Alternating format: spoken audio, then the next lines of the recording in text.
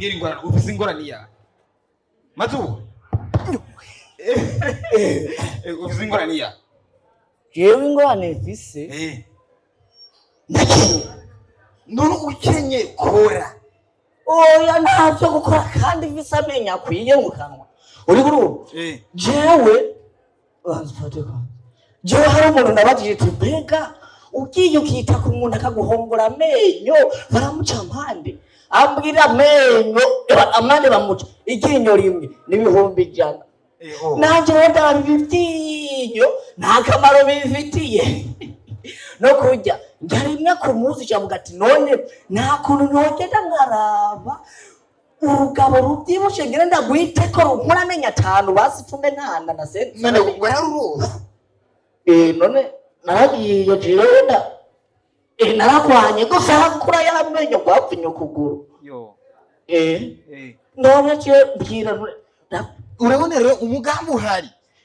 tega ndagukura amenyo ndagutera amakofa yo ucugenda kugoroga mwagwaye urugire yuko ariko gwaya gukuye nakazi twagiye numva bazi oya kutavuga no dufosete ko ngenda dufute oya no dufosete iginyo rimwe ngo nibihombe ja we aguruka muhungu nakazi iginyo rimwe n'ibihombe ibyo none katana rimwe rivuyemo mbaye pararize warofawo katana rimwe rivuyemo uwo yaravayo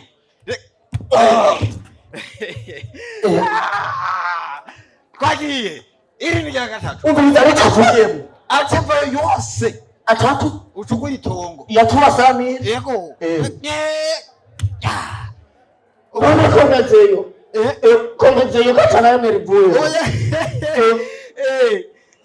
oya ni sawa katana rivuye mu jewe aguruka sohoke amenyo yose yavuyeyo jewe mbaye pararize cyangwa pararize dore rivuye ngo DJ subiza mu kakapiki turabe ngena sohoka none jewe nitwa Matsuru umugabo w'ubwanwa bubiri kandi umugabo yibara gusa Trend hit Trend hit amashure trend hit ivuriro trend hit wow kamyiza trend hit muramize neza guys ni fresh sana ibintu bimeze neza uno munsi mwaje mwakosoye la fois passée mwari wambaye nk'aba pede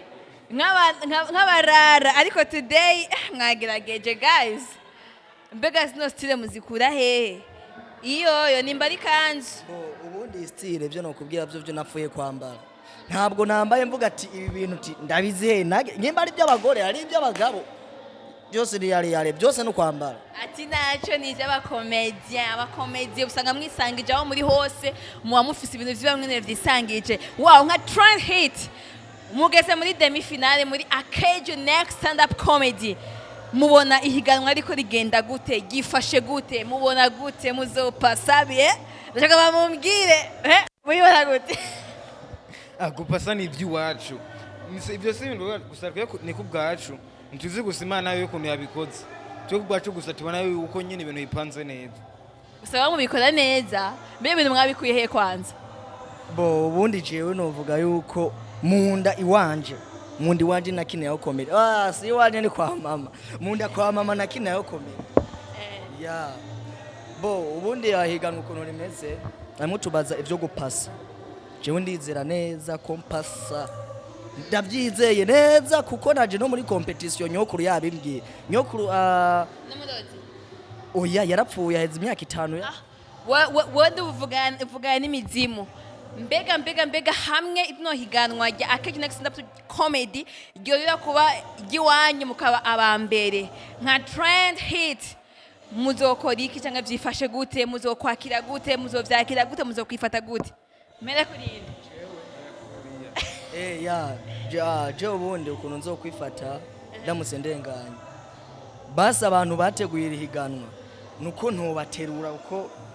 mvyibushe buke simvyibushe gose naho mvyibushe yaba mfise ubushobozi bwo kubaterura nobaterura ariko nobashimira nta kindi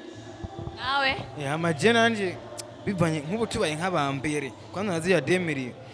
nuko gusa abo bantu bateguye iyi competition bashobora kubaterura nagatanga ubone ifite donke kame gusa byonjohera cyane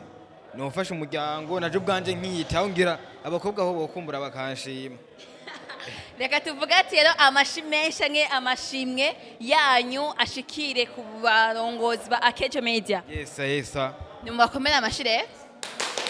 Ngira nkome n'amaguru oya ntabwo noshobora. Murakoze cyane. Zosubira muri finale nawe ngene amahigwe na yanyu.